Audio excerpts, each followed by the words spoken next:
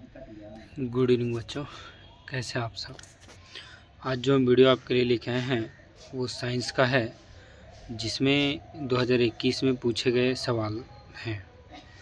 तो आप लोग लगाइए और सवाल के नीचे आपका जवाब का आंसर भी दिया गया है, तो आप लोग इसको लगाने का कोशिश करिएगा। और बहुत ही अच्छे सवाल हैं ये, तो आशा है आप सबको अच्छा लगेगा भी। चलिए, तो जो हमारा पहला सवाल है, कह रहा प्रकाश का अपवर्तन किस कारण से होता है। तो प्रकाश का जो अपवर्तन है माध्यम में परिवर्तन के कारण होता है।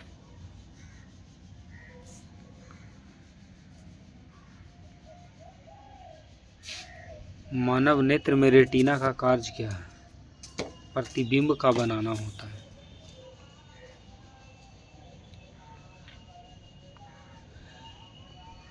HCl का जलीय विलयन क्या होता है। तो HCl के बारे में आपको पता होगा, हाइड्रोक्लोरिक अम्ल। तो ये अम्ल है। फिर विद्युत धारा का SI मात्रक क्या होता है। विद्युत धारा का SI मात्रक एम्पियर होता है। अगला सवाल है कि P बराबर VI किससे संबंधित है। तो P बराबर VI जो है हमारा शक्ति से संबंधित है। अब जो हमारा अगला सवाल है ये बायोलॉजी का सवाल है, और इसमें दिया गया है कि प्रकाश संश्लेषण के लिए आवश्यक गैस कौन सा है। तो आपको पता होगा कि प्रकाश संश्लेषण के लिए CO2 हमारा अत्यंत आवश्यक गैस है। प्रकाश संश्लेषण के लिए 4 कच्ची सामग्रियों की आवश्यकता होती है, जिसमें पहला है CO2, फिर होता है सनलाइट, फिर होता है H2O, और एक और होता है ग्लूकोज। एक और शायद ध्यान में नहीं आ रहा है अभी, तो चल बताएंगे आगे। अब जो अगला सवाल हमारा है, कह रहा है DNA का पूरा नाम क्या होता है। तो DNA का पूरा नाम डीऑक्सीराइबोन्यूक्लिक एसिड होता है। इसी प्रकार से यहाँ पे RNA का भी आपसे पूछा जा सकता है, RNA का। तो RNA का जो पूरा नाम होता है राइबोन्यूक्लिक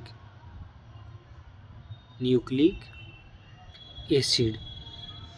तो ध्यान रखिएगा इसको भी। अब जो अगला सवाल है, कह रहा है कि मानव शरीर में रक्त को शुद्ध कौन करता है। तो मानव शरीर में रक्त को शुद्ध करने का कार्य फेफड़े का होता है।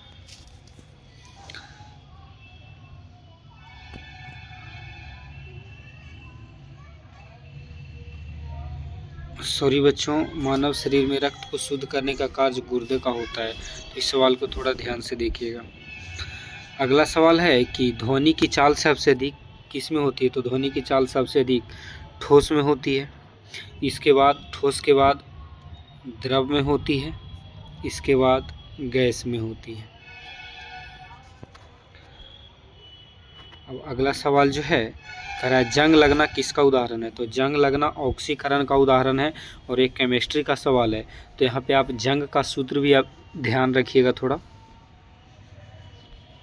अब अगले सवाल की ओर चलते हैं। कह रहा है पौधों में बाष्पोत्सर्जन होता है। पौधों में बाष्पोत्सर्जन होता है कहाँ से। तो पत्ती से होता है।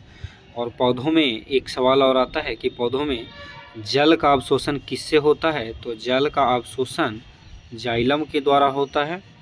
भोजन का अवशोषण किसके द्वारा होता है। तो भोजन का अवशोषण फ्लोएम के द्वारा होता है। तो ध्यान रखिएगा ये भी। चलते अगले सवाल की ओर। अगला सवाल जो हमारा है, कह रहा न्यूटन का तीसरा नियम किससे संबंधित है। तो न्यूटन का तीसरा नियम जो है क्रिया प्रतिक्रिया से संबंधित है। इसी प्रकार से न्यूटन का पहला नियम से हमको क्या प्राप्त होता है। बल की परिभाषा।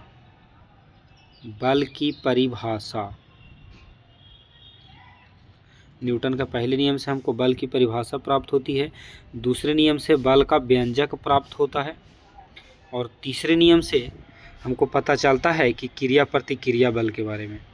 तो अगले सवाल की ओर चलते हैं। करा ZnSO4 का रासायनिक नाम क्या है। तो ZnSO4 का रासायनिक नाम जिंक सल्फेट होता है।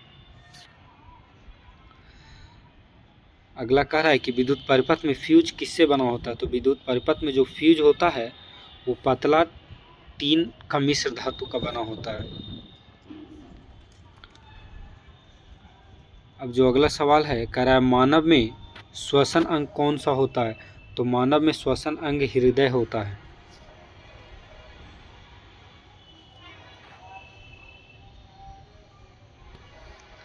मानव में श्वसन अंग फेफड़ा होता है, ध्यान रखिएगा थोड़ा सा। अम्ल और क्षार की अभिक्रिया से क्या बनता है? तो अम्ल और क्षार की अभिक्रिया से लवण बनता है। ध्वनि तरंगे होती हैं यांत्रिक तरंगे। पौधों में भोजन का परिवहन किसके माध्यम से होता है? अभी हमने बताया था आपको कि पौधों में भोजन का परिवहन जो होता है फ्लोएम के माध्यम से होता है। यहाँ पे एक सवाल है कि ओम का नियम क्या दर्शाता है? तो ओम का नियम हमको भी समानुपाती आई बताता है। ओम के नियम में एक सूत्र होता है भी बराबर आई आर। यहाँ से आपसे कुछ भी पूछा जा सकता है कि आई बराबर क्या होता है? तो आई बराबर भी बटा आर होगा। अगर आर बराबर पूछेगा तो आर बराबर भी बटा आई होगा। चलते अगले सवाल की ओर। कह रहा पारिस्थितिक तंत्र में उत्पादक कौन होता है? तो पारिस्थितिक तंत्र में जो उत्पादक होता है ये हमारे हरे पौधे होते हैं। और उत्पादक जो उत्पादक जितने भी होते हैं सब के सब हरे पौधे होते हैं। इसमें उपभोक्ता भी होता है। उपभोक्ता के बारे में हमको पता होगा, प्राथमिक उपभोक्ता, द्वितीयक उपभोक्ता और तृतीयक उपभोक्ता। तो प्राथमिक उपभोक्ता जो होते हैं वो पूरे के पूरे शाकाहारी होते हैं। प्राथमिक उपभोक्ता में कभी भी मांसाहारी को शामिल नहीं किया जा सकता है। तो आप लोग से एक सवाल यहाँ पे पूछा जा सकता है कि शाकाहारी जंतु किस उपभोक्ता के अंतर्गत आते हैं? तो प्राथमिक उपभोक्ता के अंतर्गत। कह दर्पण का फोकस किसे कहा जाता है? तो फोकस बिंदु को कहा जाता है दर्पण का फोकस। कैल्शियम हाइड्रोक्साइड का सूत्र क्या होता है? CaOH/2। अनुवांशिक लक्षण एक पीढ़ी से दूसरी पीढ़ी में जाते हैं किसके माध्यम से? तो DNA के माध्यम से। और DNA का पूरा नाम हमने बताया था अभी आपको, डीऑक्सी राइबो न्यूक्लिक एसिड। बल की इकाई क्या होती है? तो बल की इकाई न्यूटन होती है।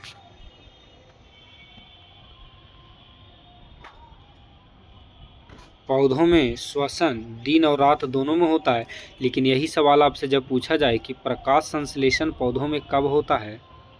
प्रकाश संश्लेषण कब होता है? तो प्रकाश संश्लेषण के बारे में अगर जाने तो प्रकाश संश्लेषण सिर्फ और सिर्फ दिन में होता है। और वो भी प्रकाश संश्लेषण सबसे ज़्यादा किस रंग में होता है?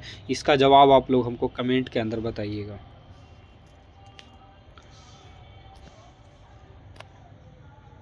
अगला सवाल जो है कि निर्वात में ध्वनि नहीं चल सकती है। ध्वनि को चलने के लिए माध्यम की आवश्यकता होती है।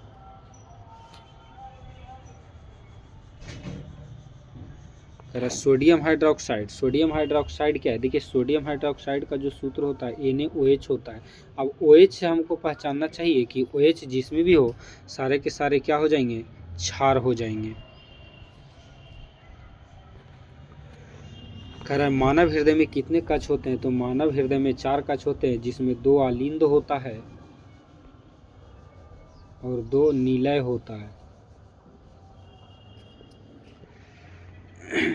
विद्युत ऊर्जा किसकी इकाई होती है? विद्युत ऊर्जा किसी भी प्रकार का हो उसकी इकाई जूल होता है।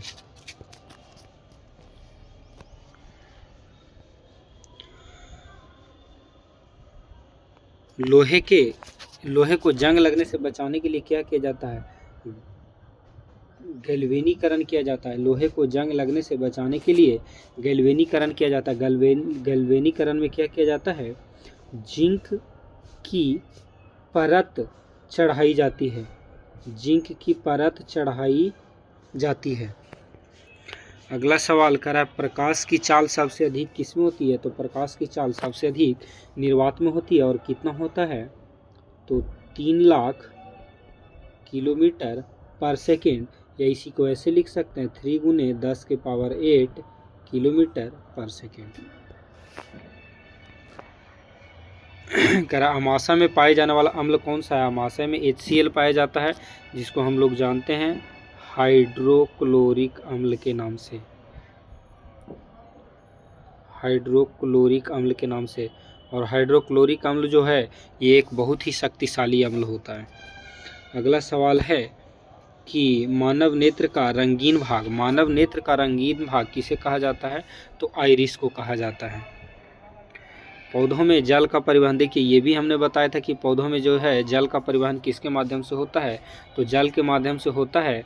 और एक सवाल और आपसे पूछा गया था पहले, भोजन का परिवहन किससे होता है? तो भोजन का परिवहन फ्लोएम के माध्यम से होता है। अब जो हमारा अगला सवाल है, कह रहा है कि विद्युत प्रतिरोध किसकी इकाई होती है? तो प्रतिरोध किसी भी प्रकार का हो उसकी इकाई ओम होता है।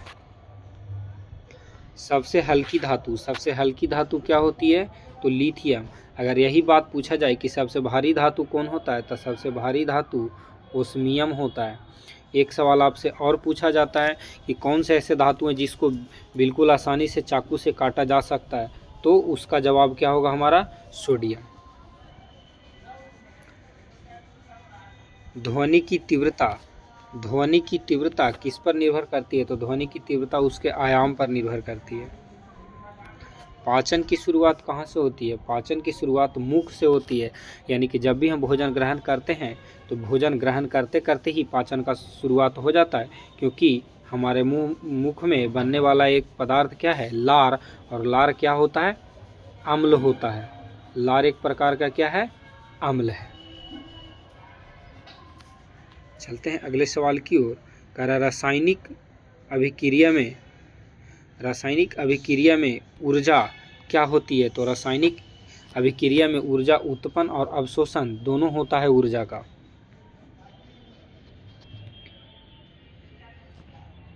अब अगला सवाल है कि पौधों में गैसों का आदान प्रदान होता है किसके माध्यम से?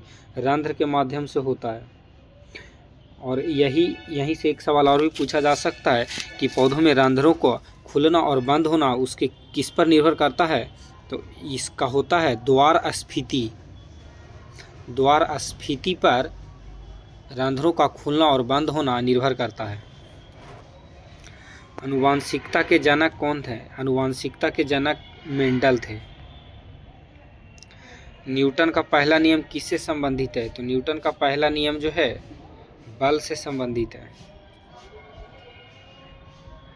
न्यूटन के पहले नियम से हमको बल की परिभाषा प्राप्त होती है।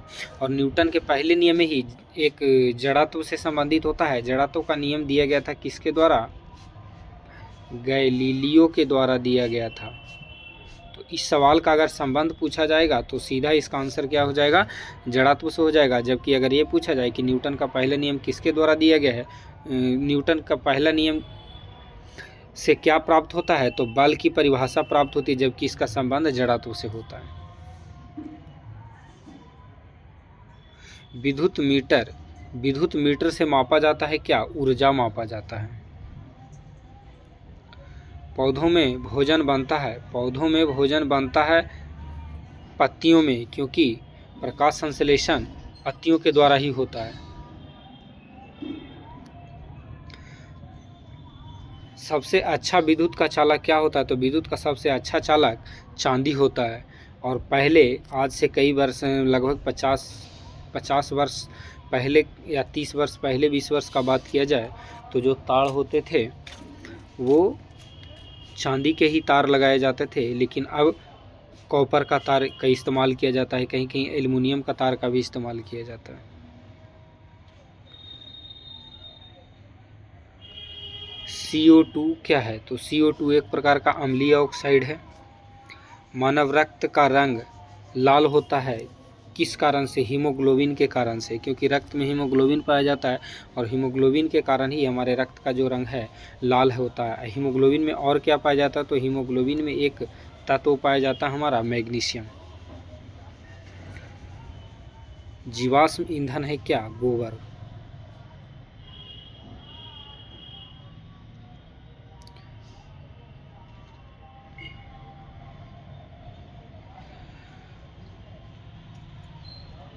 ऊर्जा संरक्षण का नियम दिया गया है किसके द्वारा? जूल के द्वारा। विद्युत धारा मापने का यंत्र क्या है? विद्युत धारा को मापा जाता है एमीटर के द्वारा, जबकि विभवांतर अगर मापना हो तो वोल्ट मीटर के माध्यम से मापा जाता है। तो दोस्तों आप लोग बताइएगा कैसा लगा आपका वीडियो, और छोटी मोटी गलतियां अगर हुई हो तो उसके लिए हम आपसे दिल से सॉरी चाहते हैं, क्योंकि आज ये हमारा पहला प्रयास था ऑब्जेक्टिव के सवाल आप लोग को बनाने के लिए। 1-2 क्वेश्चन में कहीं कहीं गलतियाँ हुई, त्रुटि हुई है, तो आगे से इसको सुधार लिया जाएगा। और अगर अच्छा लगता है आपको तो इस प्रकार से हम जारी रखेंगे। तो हमारे चैनल को लाइक, शेयर और सब्सक्राइब कीजिए। धन्यवाद।